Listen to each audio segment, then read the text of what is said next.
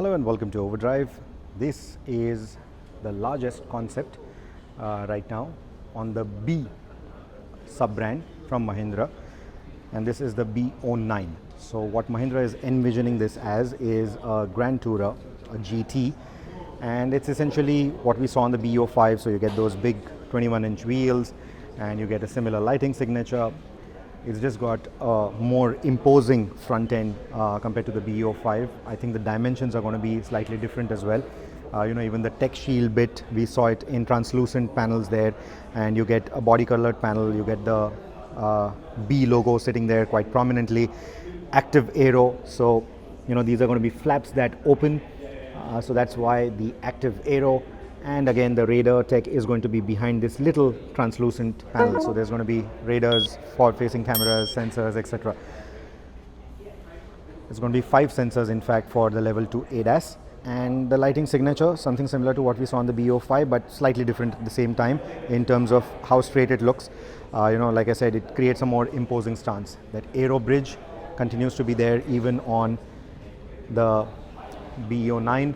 You also get the similar wing cameras, but here instead of the BE05's 2 screens, you get the full 3-screen setup, and it's going to have the big digital speedometer, ref counter, etc. There's also going to be the infotainment in between, and there's going to be one infotainment for the passenger seat. And I'm also told that the third infotainment, that the one for the passenger, is also going to be compatible with video input from a laptop, from a gaming console, etc.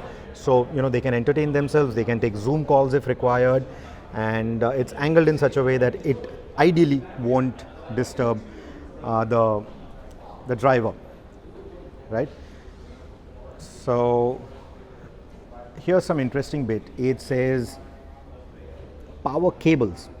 I don't know what that means. I don't know if this is going to be a compartment to keep the charging cables. I think not. It's quite low, but unlike the BE05 where we saw the charging port at the rear, here the charging port is at the front. And that vertical strip, a bit Range Rover in my opinion, don't you think?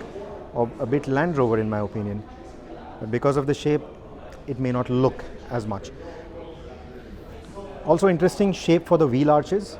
It's got very angular wheel arches. You'll see that at the front and the rear.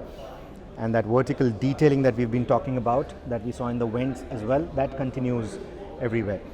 The same swipe to connect, the swipe to connect hidden discrete door handles, that also is here. And you get this tiny quarter glass here. But I like that pinched roof effect. It, I think, looks quite nice. They're calling this coupe roofline the aero channel, because again, there is going to be a very discreet venting system here, exhaust vents for the air to flow over. And the lights are now on, so you can see the tail lights. You can see the tail light signature and the B logo. And again, all that detailing continues here in the bumper as well. And compared to the BE05, the rear bumper, the lower part of the rear bumper treatment is not as sporty. Like I said, this is more GT, but I think those kind of diffusers could have looked good. A little bit more exaggeration here on the diffuser elements would have looked better, methinks. I also like that little antenna that they've done on top. Not a very exaggerated design, but yeah, essentially that also tells you there is going to be a shark fin antenna going forward. So that is the B09. This is the top of the line, of course. So this is, now that 9 doesn't stand for a 9-seater or anything. It is going to be a 5-seater. And essentially, it's going to run an 80 kilowatt hour battery pack. You're looking at a 450 odd WLTP driving range. This is going to be the top of the line in terms of the tech specs. So it's going to have all-wheel drive. It's going to have close to 400 horsepower. And it's going to go up on spec against cars like the e-tron, and the e-tron Sportback, right? So in terms of pricing, of course, it's not going to be that high. This is obviously going to be a fairly premium product, so it's not going to come cheap for sure, but it's going to be that value for money alternative a feature-rich value for money alternative that you will get from Mahindra. So this is what the B09 is all about.